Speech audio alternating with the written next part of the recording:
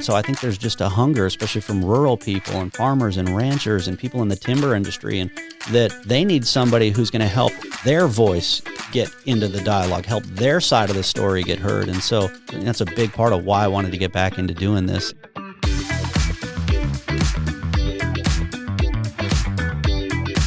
The following is a Big Sky Economic Development production. Welcome to The Vault, a Montana-based business podcast where we highlight the people and ideas driving our region forward. I'm your host, Marcel Brewski.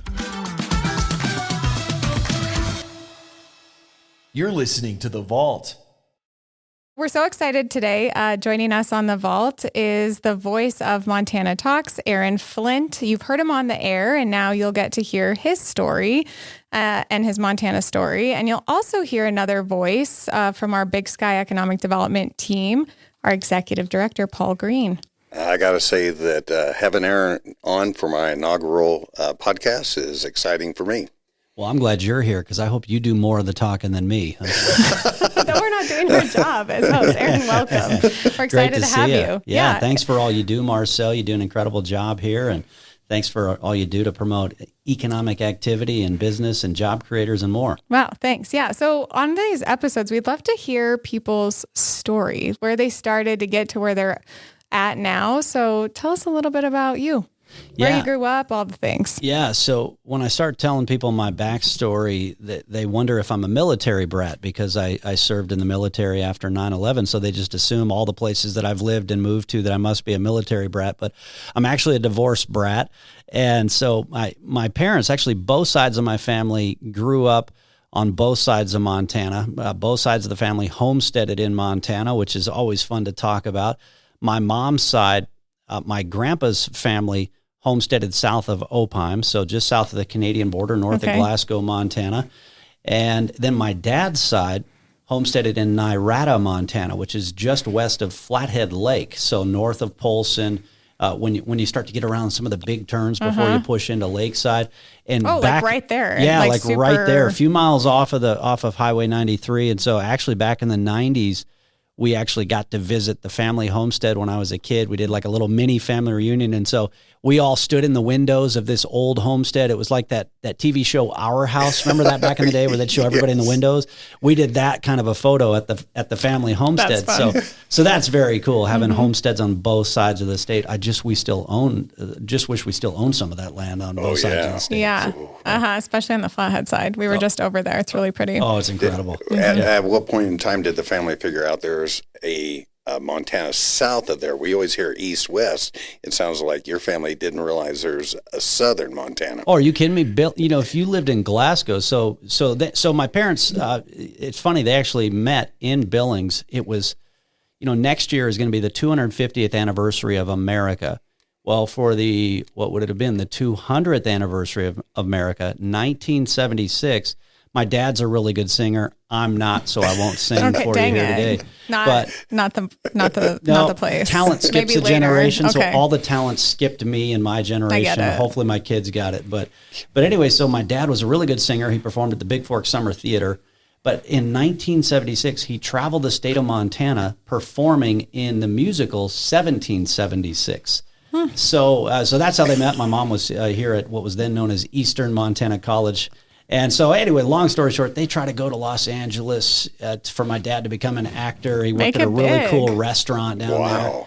And if you remember Michael Winslow, do you remember the Police Academy movies? Oh, yeah. Marcel, you're probably too young. Oh, yes. Michael Winslow, yeah. So Michael Winslow, he's the cool guy. He's the black dude in all the Police Academy movies. So I'm sure I've seen, Yeah, he makes all the cool impersonations, and he can make any sound with his voice. And so anyway, my dad was a waiter with him at this crazy restaurant in L.A. So long story short, cool. The family, they end up moving back to Montana, and then after the divorce, my dad goes back to the Flathead. My mom stays in Glasgow.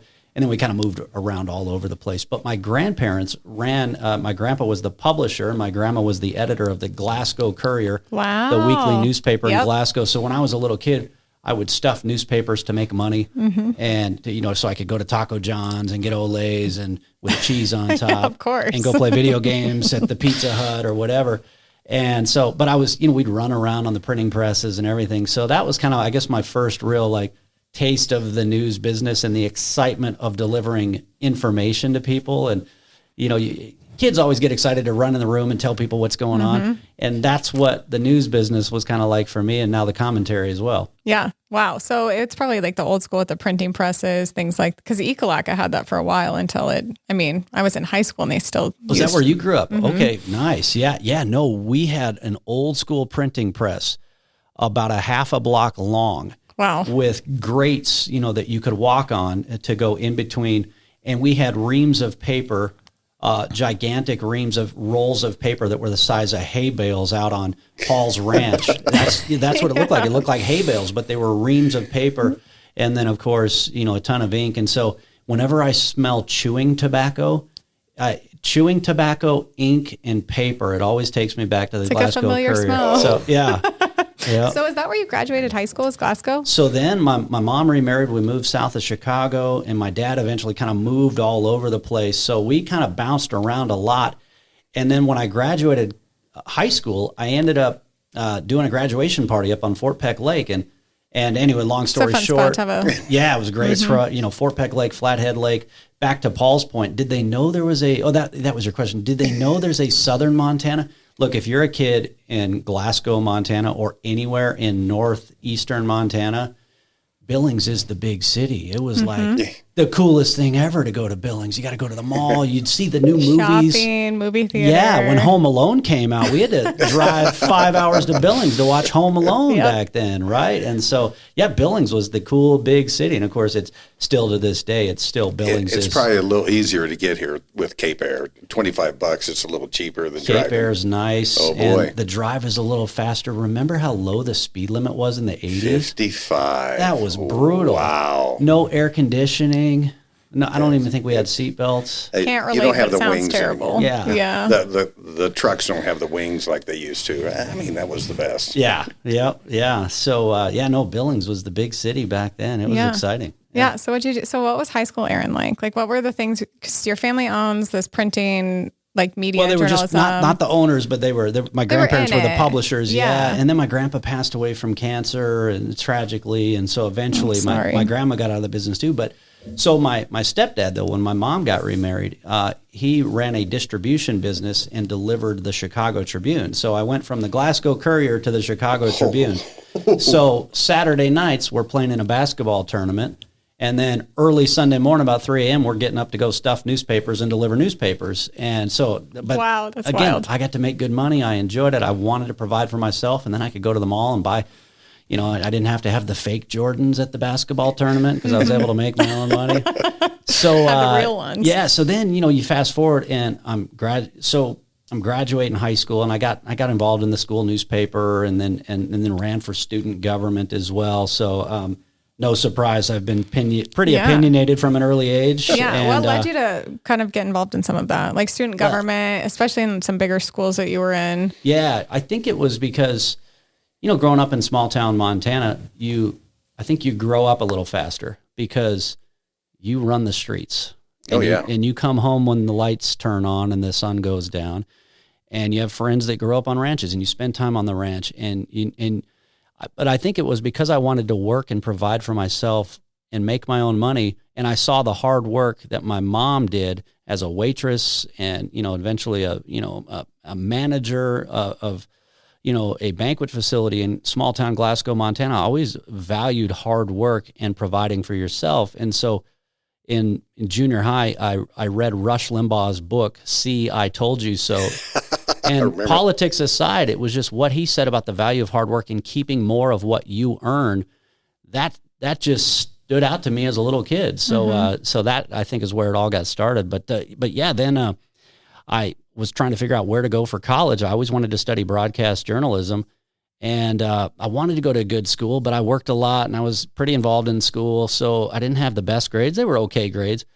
But then all of a sudden I ended up hearing about Howard University, and I had known about Howard University. So I thought, you know what, that's where I'm going to go. I'm going to go to Howard University. And what year was that? That was in 1998. So okay. Yep. So right at the Bush era. Well, just before, so Bill Clinton was still Yep. president. The Clinton impeachment was right in the thick of it back then. Boy, that was when talk radio was really taking off. Talk radio was huge then, and so I was really I would watch Meet the Press back when Tim Russert was the host religiously, and so I really just wanted to go. I thought, okay, I'll go study broadcasting in D.C., be around that political circuit, and see what happens, and so. Long story short, I end up working for then Senator Conrad Burns, of course, a former Yellowstone County commissioner, a former farm broadcaster, and just had a great experience there. And then 9/11 happened, and that's what made me want to get back to Montana. I was like, hey, time to look at the military, time to get back to Montana and actually be with family and friends and things like that. And especially because I'd bounced around so much, I was like, I want to get my life back on the track that I want. And I want to just get more connected with family again because moving around so much in my life. So as horrific as 9/11 was. And you were in DC at that, like you weren't traveling, you were in it. Yeah, I was there on Capitol Hill on 9/11. I remember because Monday Night Football was the night before and the Broncos were playing Monday Night Football. The next morning was this beautiful sunny morning. I remember, having my suit coat just over my shoulders. I was walking into the Senate office buildings and kind of like the movie Pearl Harbor. If you watch the movie Pearl Harbor, remember before the Pearl Harbor attack, it's like they noticed every little detail. You noticed, I remember the little flowers that poked through those little metal fences and gates that they would have in these row houses on Capitol Hill. It was like everything stood out to you and it was seemingly the most perfect, beautiful morning. And then of course, the moment I get into the senator's office, we had these tiny little TV screens. You could quickly see what was starting to play out on the national scene. And so there was about 3 or 4 of us that were the last ones in with Senator Burns in his office before Capitol Police came and said, all right, we need everybody out of here because we think we may be the next target. So where'd they take you? That was the thing. Back then, they had nowhere to take you. I mean, Paul, you were probably in the Navy at the time, right? No, actually, I was working for Big Sky EDA back then. Really? And we were running a NASA business incubator. I was on my way to D.C. for a congressional hearing, and they shut us down. And I came back in a month later. I was actually in Bacchus's office when they found the anthrax in Dashiell's office right next door. And they shut the entire city down, and there was nowhere for us to go. So I drove up to New York and to see if there was something I could do to help there. I mean, by that point in time, of course, the Pentagon was under control. It wasn't as much damage to the community, but there was nowhere. It was such a surreal. Is this really happening here? Is this? And you would think, okay, they should have a plan because, okay, it's one thing if it's Paul or me, a very junior staffer for a senator at the time, but they had no plan in place for what do they do if the whole Capitol complex is shut down and there's a terrorist threat on the whole Capitol. Literally, we walked out and we go past the Red River Grill, which is where we'd all go after playing softball to grab a beverage back then. And you walk past the Heritage Foundation headquarters, you're seeing senators walk the streets, everybody's just walking the streets. There was no game plan for where do these guys go or where do we go? And it was so frustrating because same frustration you talked about. You wanted to go to New York. You wanted to help. We all wanted to do something, but there was really nothing you could do unless you were a first responder already in the pipeline. All we could do is we all gathered at a friend's house and sat there and just had to watch as the smoke was billowing out of the Pentagon across the river. And it was that was a big part of why I wanted to join the military because here you are, you work for a United States senator. You're at what should be the height of power in the United States of America, in the United States Senate, in the Capitol. And yet, what could you do on that day or the days that followed, right? But the people that were in the pipeline, the first responders, the military service members, they were ready. They were responding. Well, Dan, do you know Dan Hargrove with Rocky? Yeah. So he talked about that he was flying Air Force 2 during that time. And it's like you couldn't, his kids are there and like what's happening in DC with the Pentagon, you can't reach anybody. So, and then you're off just kind of flying over wherever in a holding pattern because they didn't know what to do either. Yeah. It's really funny. I'm sitting here listening to you and I just realized that I was in Burns's office when you were a staffer there. Oh, I'm sure we ran into each other at some point. Yeah. I just remember that these poor staffers that really, they run the place. So if you needed something done, get to know the staffers to make things happen. And these poor guys were making no money. Oh, I mean, well, why do you think I was still waiting tables on the weekends? I mean, I didn't make like, it. it was amazing how much you could get done if you brought a box of pizzas and I'm like going, hey, I need something done, because actually Senator Burns is the one that got the appropriations to start the NASA Business Incubator here. And that's how we became friends. Randy Vogel, you probably remember him. Oh, yeah. He's the one that kind of encouraged me to get into politics. And so it's amazing that 25 years essentially later, I'm meeting somebody that was a kid that I was feeling sorry that what the lifestyle that you were having to live back then. You know, yeah, it was crazy. I would wait tables on the weekends mainly because I still had to pay for my, student loans at Howard University. And I probably would have stayed there and finished if it wasn't so expensive. But I had such an incredible opportunity to cover energy policy for a United States senator. I mean, I was 21 years old, and I had interns working for me that had master's degrees, right? But Conrad, he, not only did he do so much for Yellowstone County, and the whole state, frankly, but he actually valued the hard work and the just coming up through the ranks as a small town kid, basically. Missouri boy. There's a lot of people that, they get connections. They work on Capitol Hill because their mom did this or their dad did this or they got this, and so, but Conrad really valued, everyday Montana folks in there. But yeah, you mentioned the anthrax attacks. The anthrax attacks were prior to 9/11, and that was crazy. I remember because our office was right next to the Hart Building, which is where you were at, and so. Yeah, we had basically cardboard and plastic separating us from the room right next door.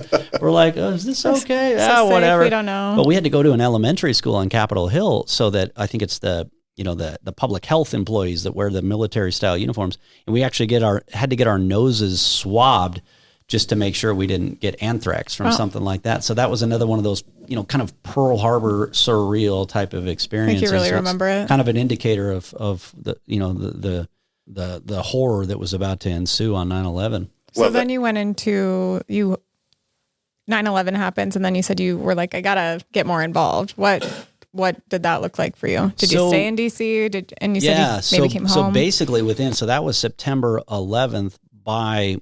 By August, by January, I left Capitol Hill, and there were a lot of people saying, Aaron, you could have been, some influential, you could have stayed on Capitol Hill and been in some senior position down the road, or you could, gone on to K Street and made a lot of money. And I'm like, yeah, I don't really want to do that. I don't want to be some hill rat for the rest of my life. I mean, no offense, there's great people that are doing great work, but it's like, I don't want to be some bureaucrat. And then 20 years down the road, I look back and say, wow, and so by January, I was back at the University of Montana in Missoula, back in, getting my broadcast journalism degree. And then by April, I ended up joining the Montana National Guard and the ROTC program. And so September 11th, the following September, I had already got my blue cord to be an infantryman in the U.S. Army and then was in ROTC. So, it's funny because it seemed like there was a long gap between 9/11 and actually serving. But when I look back, it's like, man, by the next summer, Sounds quick. I was in the dirt and, in the sand of Fort Benning, Georgia. So, yeah. What was that experience like? Well, what was crazy about it was, you think about it, and Paul, you know what it's like because you've been, a submariner or a submariner. People always argue. Apparently, we just call them a bubblehead is what we call them. I didn't know that. That's a good. Just call them a bubblehead. Save that for later. But you've also been to DC and you've been in politics and you've served at the statewide level. So Conrad was a Marine and he was, of course, a U.S. Senator and he was on military appropriations. So he was important to the Marine Corps. He was important to the military leadership. So we got to go, when I was a staffer for Conrad, a bunch of us got to go to the first Marine barracks in Washington, D.C., which is right off of Capitol Hill. It's incredible. And they do their military parade, which is kind of like the old guard that the Army has when they're spinning their rifles and they're all in formation and they're all in sync. Incredible to watch. But not only did we get to go to the military parade, we got to go to the private reception with the Marine Corps Commandant either before or after. And, I was still a young guy. I hadn't served in the military yet. I knew what an incredible opportunity this was. And I knew what a presence we were able to be in the middle of. But you never really know it until you've been a private in the dirt getting treated like dirt. So it's just kind of funny. You go from being at this incredible reception, treated like a VIP, treated like royalty practically as a U.S. Senate staffer, to then, a few months later, you're in the dirt being treated like dirt. And, so it's just fun to have that. But the reality is there were so many people that had that same type of experience. Kevin Mincio is a guy who was in my platoon in basic training. Well, a few months earlier, he was the youngest ever vice president for Goldman Sachs. So he was there when the towers got hit on 9/11. And he left that behind and a lot of money behind to join the military after 9/11. We were at the 30th AG at Fort Benning, which is where you do all your, paperwork stuff. And we passed Pat Tillman in the hallway, the NFL player who left the NFL. And so, but the reality is whether you left the NFL or whether you left Goldman Sachs or whether you left a farm in Hardin, everybody left something important behind. And so it's a reminder of that. Like all of you, and you left DC to come and do that.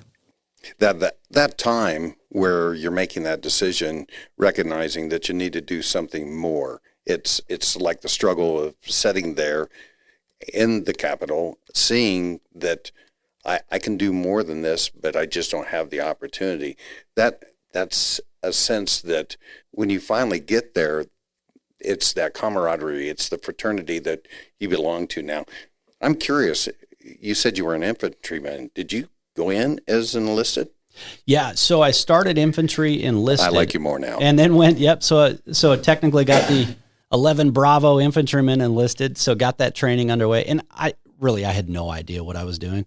I always respected the military, but I always thought I was too rebellious to ever be in the military, which is probably true. But it was post 9/11. They'll take anybody at this point. So, and then I went straight into ROTC.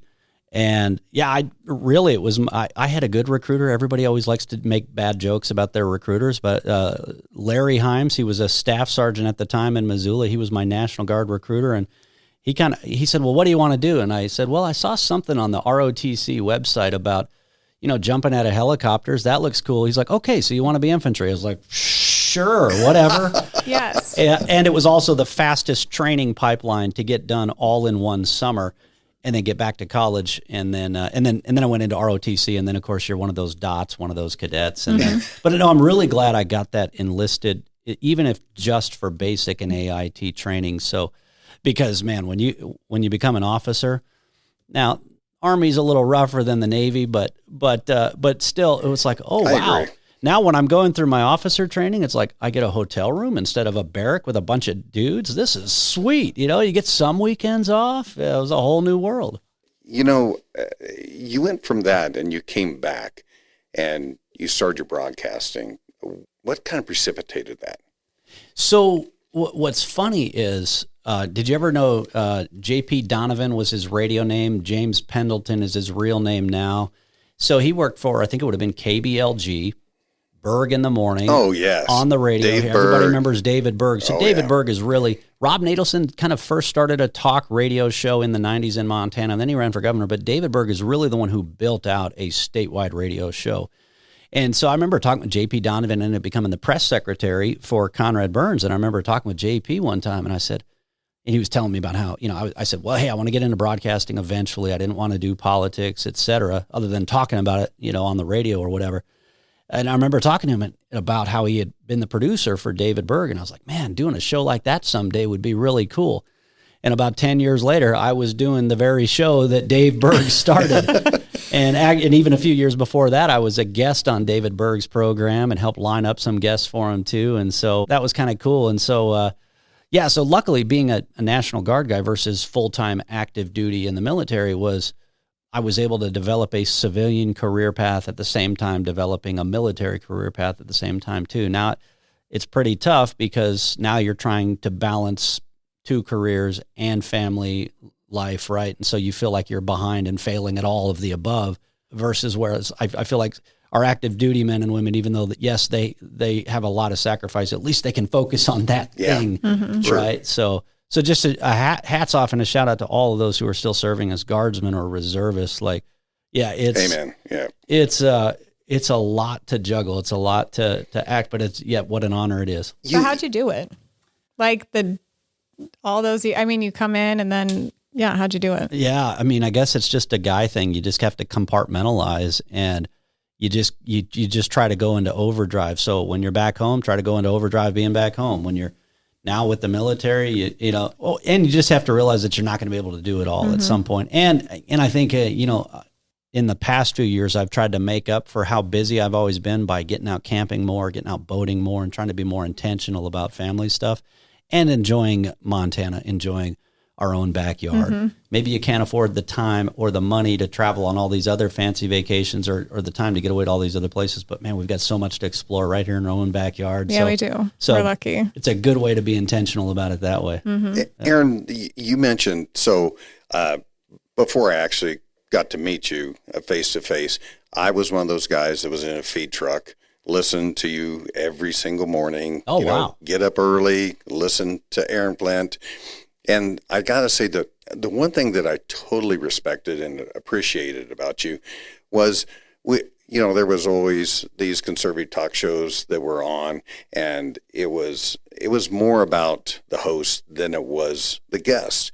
And the one thing that you always do, which I have to tell you I totally appreciate, was you let the guests speak. You don't interrupt them. You give them the opportunity to speak your piece. And when you mentioned that you watched Tim Russert, that's how I felt Tim Russert was. Tim Russert, you would never know when he's talking. There was no angle. He just let people talk. Is that some of the reason why you have the style that you have? Well, part of it is that I've got enough time to talk. So what's it going to hurt me if I let somebody else talk a little bit, right? Yeah. Even if you disagree with them, you let them talk. Yeah, yeah. And I think the other thing is, too, because, there's some people out there, they'll say, well, Aaron, you're too nice to some of your guests here, right? Okay, fair point. But I'm like, this is Montana. And, well, for one, they expect you to be humble. You grow up in small town Montana and you start pretending you're bigger than you really are, and people will put you in your place real quick, right? We're a very egalitarian state. Yeah, we are. Whether you're the kid of a single mom running around town or somebody with a big fancy ranch that's lived there for, over 100 years and you've got all the money in town, doesn't matter. You start acting like you're better than somebody else, they're going to knock you down real fast, as they should, for one. But two, people also, they expect you to be nice to people because that's how we are in Montana. We might vehemently disagree on some issues, but you can still have a conversation. So I get it as people think I'm sometimes too nice to these people, but I still try to ask the questions that I think need to be asked or make the point that needs to be made. You ask good questions. You really do. And I think that you get to the point. I feel like you get to the point, you're of course heard exclusively in rural communities. It's why people look forward to. People don't even turn on the XM. They listen to you in the morning, and you ask the questions that we want, and that's why not interrupting people. We want to hear the answers to those questions, not necessarily an echo chamber of what we expect. And so sometimes we learn things like that. So we're always in a learning mode when we're out there listening to you. Well, and sometimes the people that you disagree with will expose themselves more if you just give them the rope, right? Just let them run with it and they'll expose themselves. But yeah, and I also think that, in Montana, I think if you're a jerk and you cross the line to people that you disagree with or whatever, you actually don't help your argument because now people find sympathy with the person that you're actually trying to question and actually trying to interview from that standpoint. But we have this very far left guy, Ken in Great Falls, and I've met him before, and it's fun to meet him in person, right? And he'll get pretty growly with me, and sometimes I'll get growly with him on the radio, but we still have good conversations. But I used to joke, or people used to laugh. They used to think that almost that we would pay him to call into the show just to make the Democrats look bad.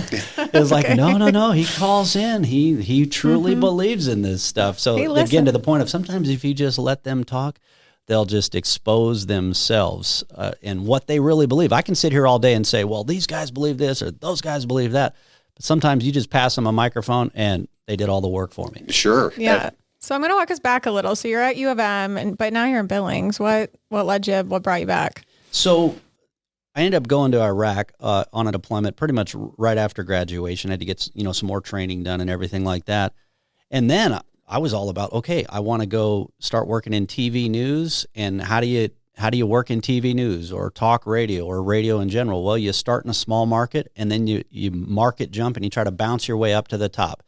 And a lot of people one day want to be, in New York City on Fox News, or, NBC Nightly News with Tom Brokaw, or, Sean Hannity had to bounce around. Sean Hannity, even though he's got that thick Long Island accent, was a talk show host in Georgia before he made the bump up, right? And so I thought, well, that's what I'm going to try to do. I want to try to bounce my way up. I love doing this stuff. I love international news. I love, Capitol Hill news. And so, but, there's just something about, you go to Iraq, and then you go to Afghanistan, and then you go to the Horn of Africa, and then you go to, the Arabian Peninsula. And every time you come back, you're like, why would I go anywhere else other than Montana? So I kind of got to live vicariously a little bit through that. But you also, when you get to see the rest of the world, you see that we've got the best of the world right here. And so I get back from Iraq, and I was actually in Missoula with family hanging out, and ran into Joel Lundstedt, who's a very well-respected news director here in Montana. And he was hanging out with Ray Eckness, who very well-respected radio television department guy at the University of Montana. And I run into them, and they said, hey, what are you doing? I said, well, I just got back from Iraq and looking for my first TV job. So I'm sending resumes out all over the country. I get a job in Colorado, a much bigger market 92. I think Billings was 170 something at the time. And they said, well, get a hold of John Stepanek down at KTVQ News. And John's very well-respected, longtime news director at Q2. Great guy. Yeah, I'm sure you know him. And, of course, Q2 just had the greatest reputation under John's leadership and the whole team there. But so they said, get a hold of John. So I get a hold of John. So I've got a Market 90 versus a Market 174. This one was more on air. This was less on air. But I thought, you know what? I just got back from Iraq. I want to be around family. And I had worked for Senator Burns. I had all these sources. I knew a lot of information about Montana. I'm like, I was like, I want to put that to use. I want to put my sources to work. I want to put some of the knowledge that I've gained working on Capitol Hill to work, but especially about energy and ag and things like that. And so I thought, I can market jump another time, but I just got back from Iraq. I want to be in Montana for a little while. And like I say, every time it's like, why would you go anywhere else other than Montana? And it's like perspective. We talk about it sometimes too. Yeah. And Billings really is and has been the media leader for Montana. My wife's from Missoula and my dad's from the Flathead. And so, I'd always thought we'd have made it back that way a lot sooner. But really, Billings, both TV and from a radio standpoint, is where really the source of news, not just for Eastern, but for Western Montana, has really been based out of here. So what was your role with Q2? So I started off as the title was managing producer, kind of like an executive producer. So, but I did a little bit of on-air stuff too. But really, you're kind of overseeing the producing of it. But at the time, they had a producer, Jamie Bond, who was just like, she could do the whole thing with a blindfold on. She was such a good producer. But yeah, incredible team. Paul Humphrey, the longtime photographer there. Rob Monaco, who's still there. Okay. And his daughter's just now. Yeah, she's going to be the new morning show. Yeah, that's very cool for her. Yeah, that's cool for them too. Yeah, the father-daughter team on the morning show. So that'll be fun. If I wasn't on the radio in the morning, I could actually maybe watch sometime. So yeah, exactly. Yeah. Well, and now you've got even your wife involved in the politics side of things. She's way more involved than I am, way more knowledgeable, everything. Yeah, no, it's great. So, Jessica, we met in college at UM and then kind of went our separate ways, and then luckily came back together because she was in Missoula and I was here. When you came back? Yeah, when I came back, yeah. But she ended up getting a job for Congress. Well, she interned for Conrad Burns. And it was kind of just a fluke. She was kind of like, her mom was doing some stuff for the hospital in Missoula, working with the Burns team. So her mom said, well, hey, you could probably get an opportunity there. So she does that kind of as a fluke because she was never a political hack or anything like that, right? But sometimes the non-political hacks are actually the best people to work in these congressional offices because there's a difference between campaigning and governing. And governing, look, you're working for everybody and with everybody, county commissioners, EDA, all these different folks. And so some political hacks can't make that transition because they're just used to going on the attack in the campaign and not being able to shift into the governing mode. So anyway, long story short, she ends up covering several counties as a field rep for Danny Rehberg, the member of Congress at the time. Ends up working for then Congressman Steve Daines. She did finance for Congressman Ryan Zinke. And then she's had some other private sector experience as well. But now she works for Alliance Defending Freedom, which is an incredible organization. Basically, they've won 15 plus cases at the United States Supreme Court. They're the world's largest religious liberties defense organization, but they're fighting to protect women's sports. They're leading the fight on that and so many other things. So it's just incredible because here's a woman who is a military spouse who raised kids and worked while I was gone on multiple deployments. She had to do it all, right? And now she's, leading the charge in so many important, civil rights debates in multiple states, including here in Helena, Montana as well. So it's very cool. I still travel a little bit with the radio show as well, but it's great to see her, taking the fight for freedom here, just like she sacrificed in the fight for freedom while I was gone as well.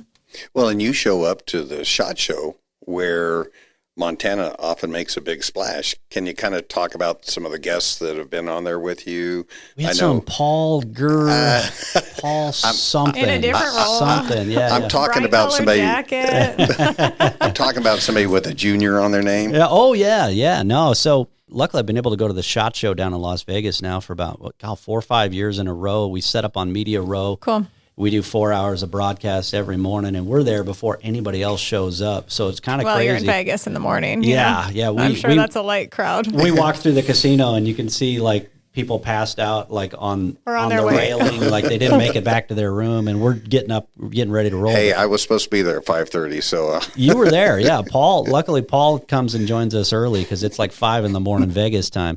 But no, Donald Trump Jr. popped in and saw us with the governor last year or the year before, actually. And so we've actually had him a couple of times on the show down there.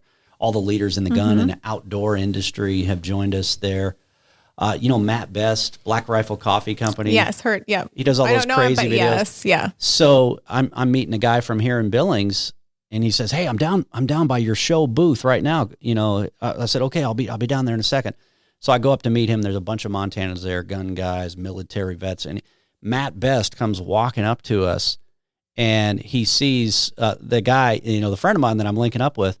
And anyway, they start doing the handshake, hugging thing.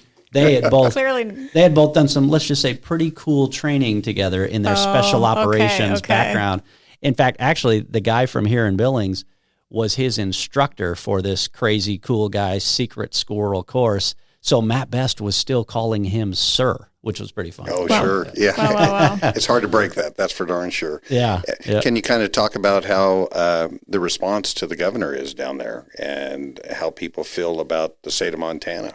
Well, let me just say this too, and not just because we're on, a podcast here at the Big Sky EDA, but I just want to say it was so cool to see the Big Sky EDA have a presence at the SHOT Show and go out there and actively recruit these companies to come to Montana, because there was a long stretch where I don't know if it was being discouraged at the state level or not, but let's just say Governor Greg Gianforte goes in and he's all in. He's a gun guy. He's an outdoor guy. He's hunted and fished everything you can hunt and fish in Montana, I think, at this point.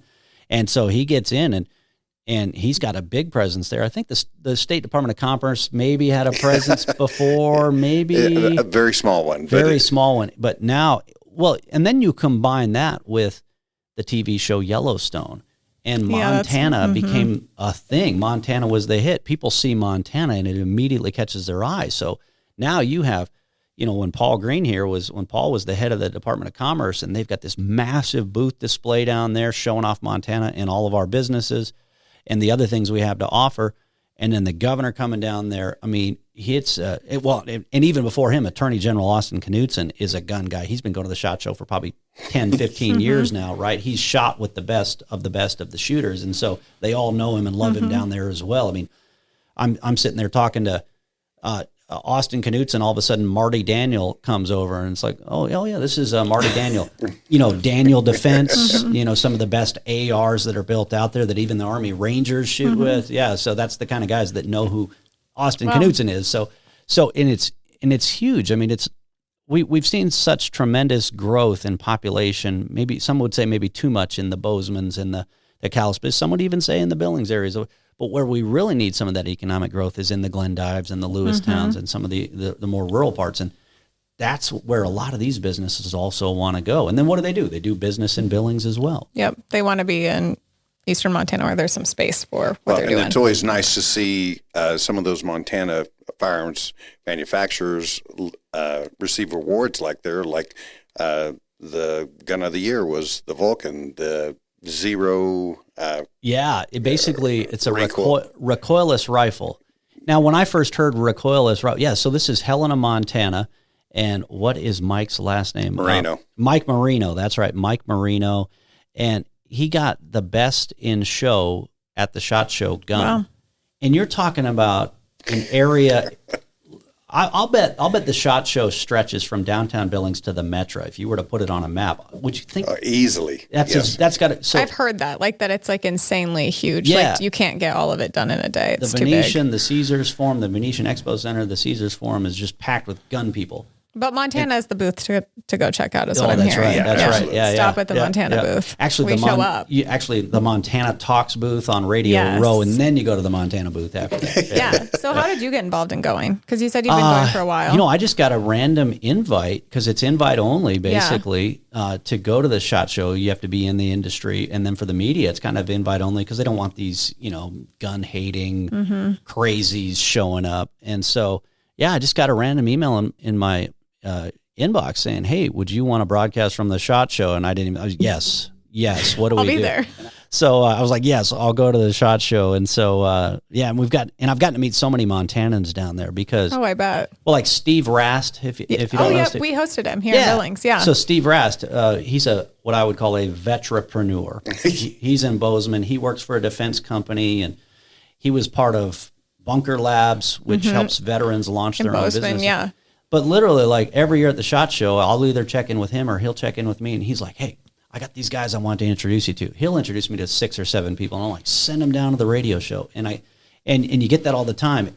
Every year I go to the SHOT Show, I think that I'm gonna just re-rack the same coverage that I did from the year before, which is fine because it's fun seeing some of the same people again. But in reality, no SHOT Show that I've covered has ever been the same because there's always a new Montana business that's coming to the table. Especially with the Montana, governor and Department of Commerce's efforts and the EDA, because just last year, you had a guy who saw the Montana table and he says, "Ooh, Montana, I've rock climbed there. I like to go there." He's like, "I need to move my business. I'm getting out of Minnesota."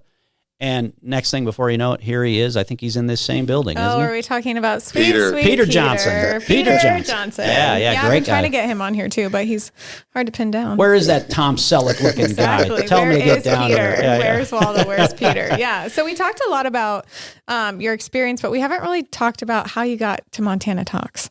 Yeah. So I mentioned the Berg in the Morning show. So that was with a different company, and then they changed the name to something else. And so I did that show for about 6 years. Based out of Billings. Yeah, based out. Yep. So I actually started working for Northern Broadcasting, if you know the Northern Egg Network. Yep. So of course, Conrad Burns helped start the Northern Egg Network, and so close friends with Taylor Brown, and so I actually got to meet Taylor back in D.C., and so I've got some fun stories about us driving horses around D.C. and things like that.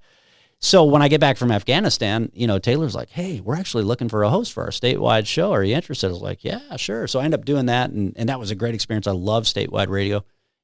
Governor Gianforte asked me to be a part of his team for 2016, and I thought, you know what the heck? What the heck? Get a little more experience. And I truly believed we needed a new governor, and like what we're seeing the results with now with the SHOT Show and gun businesses and more, and just economic activity in general. It's such a sea change that we're seeing now. And then, long story short, I get deployed again overseas, and so now I'm like, okay, well, what do I do now when I get home? And so anyway, Mike Sutton was the market president here at KBUL Radio and Town Square Media in Billings, and he had been wanting me to do a show for them for quite some time. And I was like, well, I'm already on this other station over here, and we always, I always want to stay loyal to the people that got us. I said, but you never know what might happen down the road. So anyway, I'm overseas, and we're talking, and then I come back from that deployment, and we launched this show just in Billings, and within a year, we were already on 20 plus signals all across the state of Montana. So, and I think the reason why is because, look, my personal opinion on the state of the news media in Montana right now is there's some, honest journalists that are trying to do the right thing and trying to be fair and accurate, et cetera.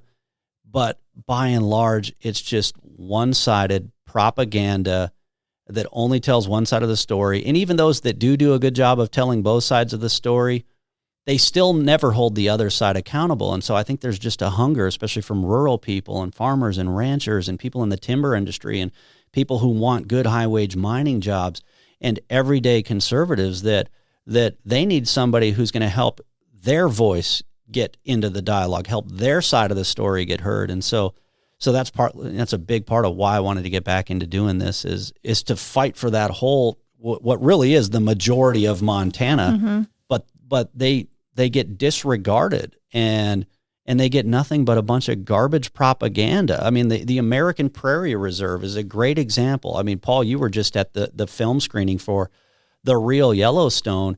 And, there's some of us that want to see a piece that just bashes the APR and bashes some of these folks that want to shut down our ranches. But what Tom Opry did was he actually did journalism, and he actually told both sides and all sides of the story.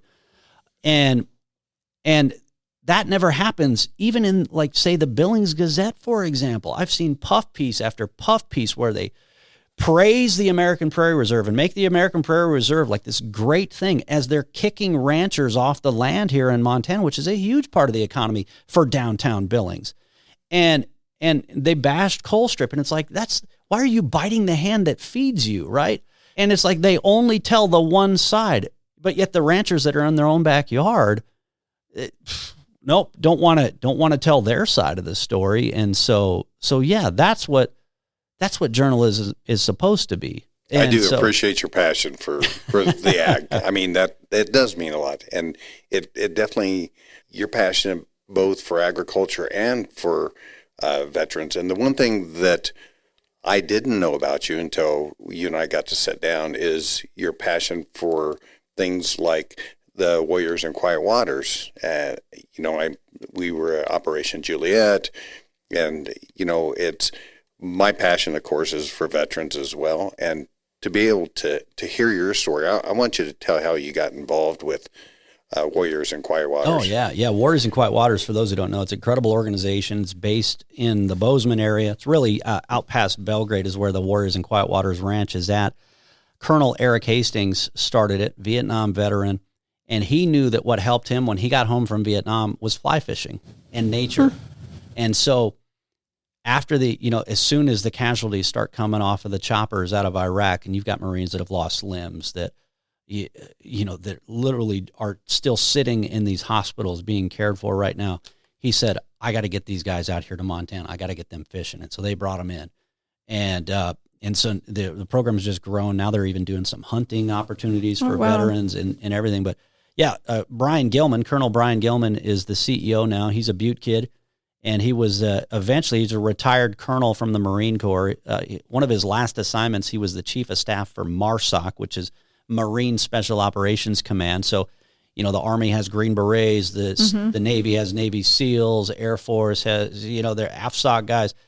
But for the Marines, they have MARSOC, and then they have the MARSOC Raiders and everything. A lot of people don't know as much about the Marine Special Operations as they do about some of these others. So that's his background. But he comes up to me and he says, hey, would you be interested in being on our National Advisory Board? And I'm like, well, I'm not that good at fishing. I love floating the river. I was like, I like fishing, but I'm not that good at fishing. I'm just as happy floating the river, right? Yeah. I said, and I was never that great of a soldier, but I'm like, but man, I'm all about helping veterans and helping our fellow troops. So, if you want me, I'd be honored to serve. And so he's like, that's what we're looking for. He's like, we don't care how good you can fish or. The hardworking thing that you brought up. Well, yeah, I think, passionate. Yeah, I don't know if you guys know, have you ever met Chris Grodzinski? Oh, yeah.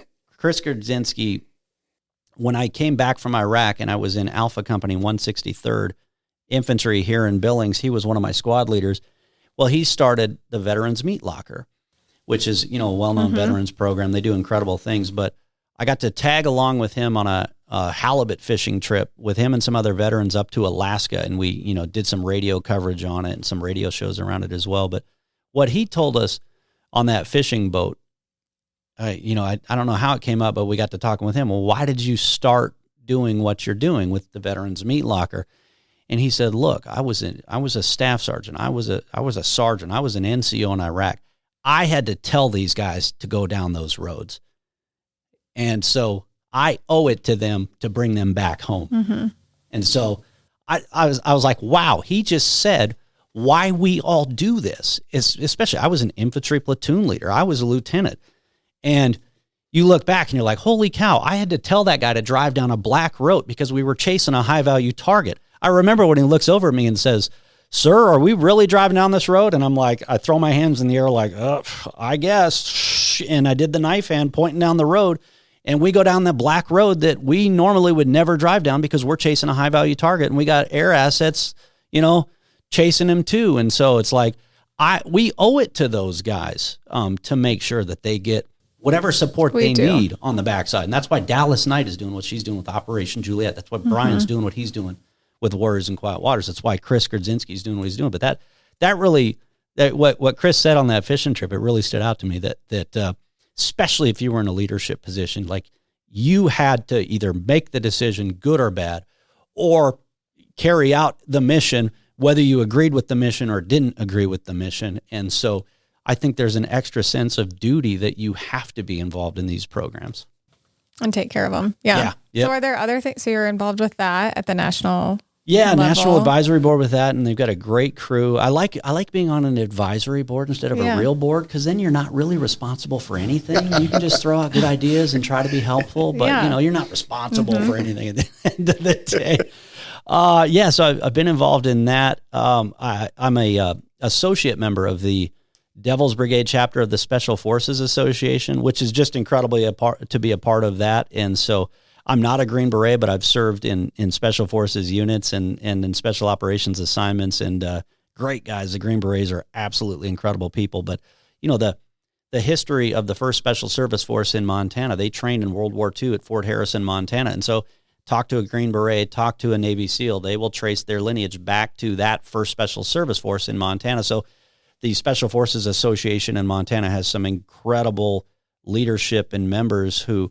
built up this chapter. And by the way, they're looking to build it up more in the Billings area and in eastern Montana, because a lot of the members are in western Montana, but they've got Colonel Tim Small, retired in Billings, who's really working to build out their chapter in this area here. But that's a ton of fun to be a part of. Speaking of water, we did a big trip out on Bighorn Canyon, Yellowtail Dam. We Matthew McDonnell, who put on the air show, he donated a surf boat from the Montana Wake Company. So we had Green Berets and their families on a surf boat. Our friends at Brett's RV and Marine, Dustin Bretz and Aaron Brown here at Brett's RV in Billings, they had the coolest pontoon boat, one of the coolest boats I've ever seen, with a bunch of Green Berets and their families on it. I brought my pontoon from Brett's out for a little bit, tooled around a little bit too, and it was just great, because these Green Berets, they're gone all the time. Even if it's not a wartime situation, they're constantly training or doing training missions all over the world. And so to see them out there with their families and with their kids is really, it was just incredible to be a part of, to serve those who are actively serving right now. Pretty special. And at Yellowtail. Yeah. And I was on Bighorn Canyon. Yellowtail? Yeah. Well, it was fun too, because we pulled up to number 7, which you guys you get out there. All right, so the coolest cliff, of course, to jump off of, and can't say I've done that, but what are you doing? Come on now. Next podcast, she better come back and report back that I've jumped off of that. Yeah, it's and it's so fun because here you're out there with these Green Berets, and then I can't remember if I jumped that weekend or I think I did jump that one. I can't remember, but anyway, it's fun when you take people out there who've never been out there. Then you're like, okay, all right, I'll go jump in so I can show everybody, how to do it, I guess. Yeah, exactly. And then it's so fun because then before you know it, then everybody else starts jumping and getting in. But yeah, it's just, it was cool. I think one of the wives jumped before one of the Green Berets even jumped in. She's like, out of the way, I got this. They're way tougher than the guys are. Yeah, they are. They're at home. Doing everything. Doing all the other things. Yeah. So what else is going on with Montana Talks? Like, what are you statewide. It's crazy. Yeah, it's crazy. If people aren't as familiar, which I think they are, but just people listening maybe out of state. Yeah, so right now it's 4 hours, 6 a to 10 a.m., and we stream live. We have an app, the Montana Talks app. If you want to download that, all the podcast audio gets uploaded there or on Spotify as well. Every day, you never know really what we're going to cover. So Friday, I was at the Governor's Cup. Because you're like all over Yeah, all the time. we go. It's So, like you're at SHOT Show, you're at you're at all these events, doing all these things. Yeah, so I like to get out. I don't like being stuck in a desk in a studio, right? And so I like getting out and seeing people. So Friday, I'm set up at the Governor's Cup. So of course we get the governor on the show, and then I invite some other guests over. I get some, county commissioner, fair manager, because the fair is around the corner. Well, then I get this note that Riggs Johnston is back home in Montana. He is the pro golfer from Libby, Montana, who just played in the British Open at 25 years old. And so I thought, man, I need to get Riggs Johnston on the show. So I shot him a text because he just did some interviews on the radio station in Kalispell that morning. So I shot him a text and said, hey, come down to the golf course if you want to join me on the show. And I didn't know it, that he wasn't even in town yet, but he was driving over, so he just popped in and saw us, and he was signing autographs. Yeah, so it's fun to get stuff like that, to get the Montana angle on everything. It's mostly news and politics that I cover, but really I want to cover whatever people in Montana want to talk about or want to hear about. So mostly that's news and politics, but also if it's, hey, what is SpaceX doing flying over Bozeman right now? Well, I ended up getting the SpaceX Polaris Dawn mission pilot on the show to talk about it. So it's fun to do stuff like that and take the show on the road. But yeah, 6 a to 10 a, Billings, Bozeman, Livingston, Butte. 8 o'clock in the morning, that's when Great Falls and Kalispell jump in. And then 9 o'clock, that's when all the small towns and the Missoulas and others all join us for what's really more of our statewide hour, I guess, if you'd call it that. But really, it's pretty much statewide all morning long. So yeah. Have you had any guests or stories that are just like very vivid, stick out to you over the years of doing this? I should have a better answer for that because I should remember them because they'll pop up at random times. So yeah, no well, pressure. That's the thing. It's like you're like, man, oh yeah, I forgot about doing that one. I mean, just the more recent one, it was really cool, like interviewing the SpaceX Polaris Dawn mission pilot because it's an interesting national story anyway because they were soon going to be going into space, and then they did the first ever commercial spacewalk. And then so I got him on the show after that as well to talk about what it was like being in space. I bet you got him. That's pretty cool. Yeah. Yeah. And there's a hustle to that. And so that was cool. But not just was it an interesting national thing, but because there was a Montana connection. Okay, so tell us, why are you over Bozeman? Why are you flying over Bozeman right now? And then he talked about the hangar full of jets that Jared Isaacman, the billionaire, mission commander of the Polaris Dawn mission, he has all of his fighter jets in Bozeman in a hangar, right? Wow. And so that's why they're flying all the time, having fun over there. And then I heard Kid Petite was his name. I heard him do the Sean Ryan podcast. And so it was fun listening to Sean Ryan's podcast because that's like a 3-hour podcast, whereas I just interviewed him for like 15 minutes and it was fun. But then when I listened in on the full 3 hours and heard his story, I was like, holy cow, I actually got to talk with that guy. But one of the coolest experiences was flying with the U.S. Navy's Blue Angels right here in Billings. Oh, during an air show. During the air show. And, of course, they're coming back for America's 250th, 2026. But, in the military, you get to do a lot of cool things. Mm-hmm. And the military always figures out a way to make it not as fun or as cool as you thought it might have been. As the civilians maybe think it is. Yeah, you're like if we went, riding go-karts with the military, you take your kids to go ride go-karts, you just get in line, you put the seatbelt on and you crash into each other. Nobody cares. If the military did it, it's like, where's your reflector belts? And you need to have a 4-hour safety presentation and fill out this paperwork. Oh, the paperwork didn't get approved. It's like, okay, we're just trying to ride go-karts here, guys. No big deal. Like kids do this for tours. Yeah. So when I knew I had an incredible opportunity to fly with the Blue Angels, there was just two of us guys that got a media slot for it. I knew it was going to be cool, but I didn't know just how cool it was going to be. And I tell you what, especially, next time you're at the Yellowstone International or the Billings Airport here, and you're just looking out while you're waiting for your flight, just think of that, F-18 with the Blue Angels taking off, flying down that runway, and then just shooting straight into the sky. That's exactly what we did. And then we're spinning around, and then eventually you feel like you're in space. You feel like you're just hovering there. your seatbelt's like dangling in the air because you go to zero gravity or less than zero gravity. So you're just floating like you're in space, and then back down, and then off we went. It was so incredible. So then when I'm interviewing this fighter pilot who's on the Polaris Dawn space crew, and he's talking about the impact of the G's when you come back from space, you could speak to it. I got it. Even somebody dumb like me could figure it out because I knew what 7.3 G's in an F-18 felt like. So that anyway, it was incredible. So, but really the most fun with the show is like when you show up in small towns and you meet some of the listeners that, every day they're listening to you, and so you feel like they're loyal. You feel like they're family. They're loyal. Yep. Yeah. They're happy to chat with you, see you. They're probably thrilled when you're there. Yeah, not everybody, but please everyone, But there was one, this was actually a neat experience too. I'm doing a live show from Great Falls, and we're at a hardware store. And so I invite everybody to come down. And so there was 20 people there maybe. And I see this guy standing in the back, and he had this real serious look on his face, and he had a beard and kind of a hat on. And, I think his clothes were, you could tell he'd been working.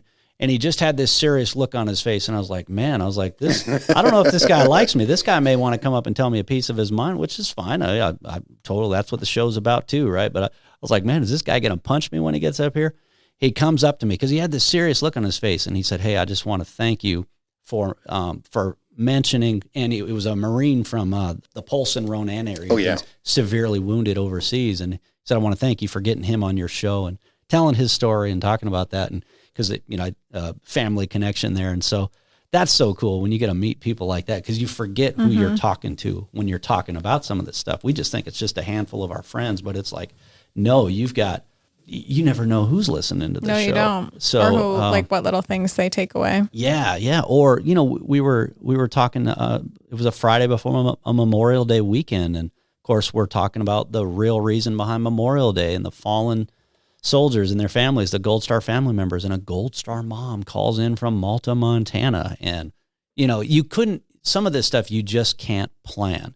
It's just amazing. And so, frankly, sometimes it's better if it's not planned. It's not scripted and everybody's all serious. It's more special. Yeah, exactly. Yeah. Yep. Well, Aaron, it's been so great to have you on our podcast, The Vault. We like to end and wrap each episode with a few rapid-ish fire questions. Okay. So I'm going to start. And I didn't even give the list to Paul, so I'll just read them all this time and he'll read next time. Is Paul going to answer too? He has to answer too, right? She's already done it too. Oh, okay. They're different, but so you can answer too if you want. What's one of your favorite spots or things to do in Montana?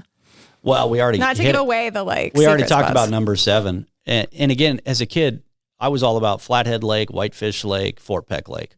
Billings doesn't have anything like this nearby. And now, I get excited about telling people about cool things, but you really don't want to give away some of these places too much. No, you don't. I'm like, but if they're good people and they're good friends, I'm like, oh, you got to go jump off of number 7, Bighorn Canyon. And then you see black bears and everything. Oh, and yeah. So it's one of the best kept secrets in Montana. So but I don't know, man. Flathead Lake, I grew up there. So it's tough to say what's my favorite, but number 7 is definitely one of the biggest surprises. Yeah.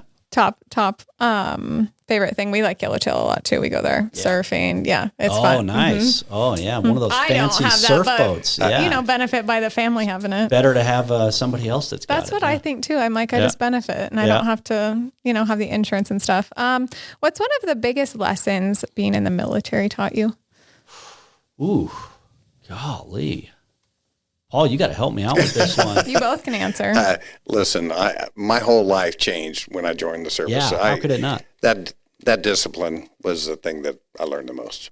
Yeah, discipline, because I talked about being, pretty rebellious as a kid, and I still pretty much am, because how could you have a political radio talk show if you're not willing to stand up and fight back and say what needs to be said sometimes?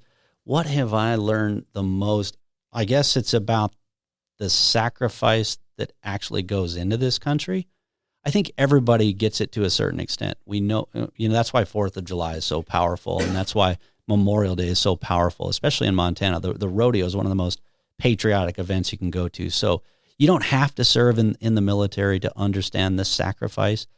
But I think, especially in the war on terror and being in places like Ramadi, Iraq, you really understand the sacrifice that it took to build this country, to preserve this country. And so then when you see others with that type of sacrifice, law enforcement, first responders, things like that, I think you just have so much more of an appreciation, not for all the sacrifice that it took to build this country, to build this state, even the homesteaders. I mean, imagine what they had to go through here, just to survive and build out a farm or a ranch. And so it's that broader, that deeper respect and appreciation for sacrifice. I like that. Our last question is, what's a book or podcast that you recommend people read or listen to? Book or a podcast? What, The Vault? Yeah. No, but for real. Yeah. A book or a podcast. Besides Montana Talks. I've got the recency thing, like where, okay, what have I listened to lately or what have I read lately that stood out? But I'm trying to go back even further than that. Because my knee-jerk reaction is, like I say, the Sean Ryan show where he interviewed, Sean Ryan show, his interview with now U.S. Senator Tim Sheehy is one of the most fascinating interviews. Think about Tim Sheehy's been interviewed by hundreds of people at this point, right? He's former Navy SEAL. He's now a U.S. Senator. He was in one of the most high-profile U.S. Senate races in the country. But that midnight conversation, I think he flew to Tennessee, and they literally recorded this thing at like midnight. Wow. And it was incredible. They're both Navy SEALs.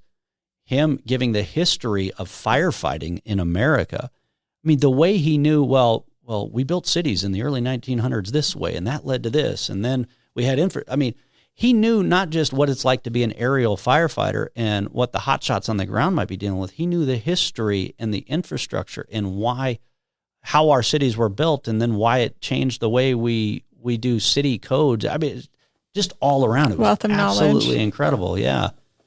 So for one episode, I would go back and watch that one as Montanans, if you're interested in those types of issues.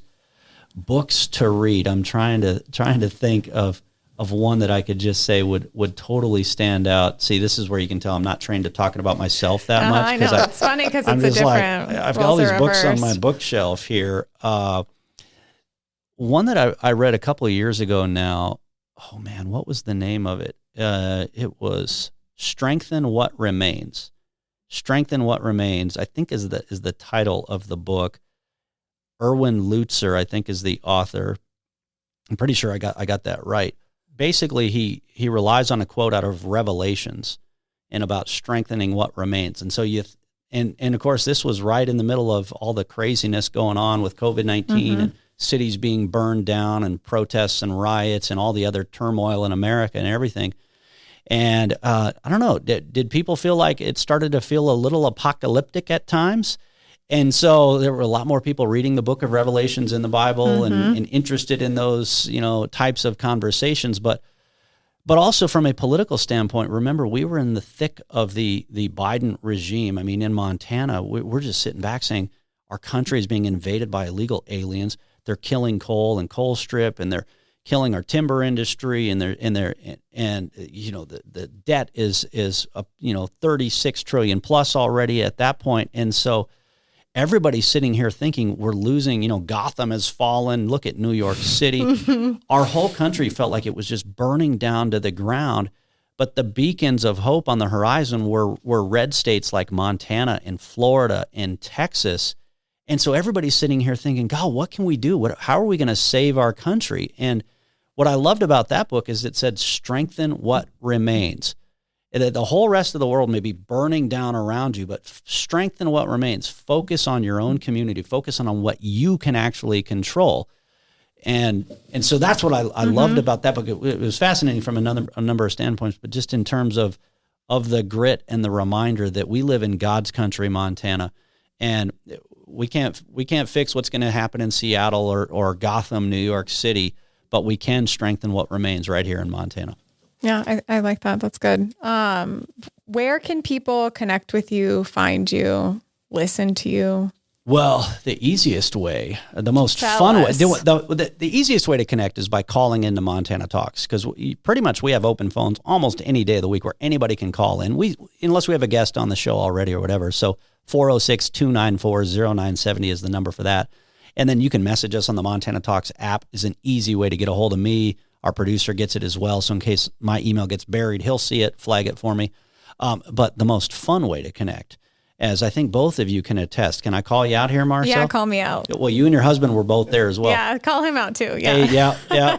Is over a good cigar, I've found is the most fun way to connect. Cause you have good conversations. You walk into a cigar lounge, you usually already know somebody and you always meet somebody new.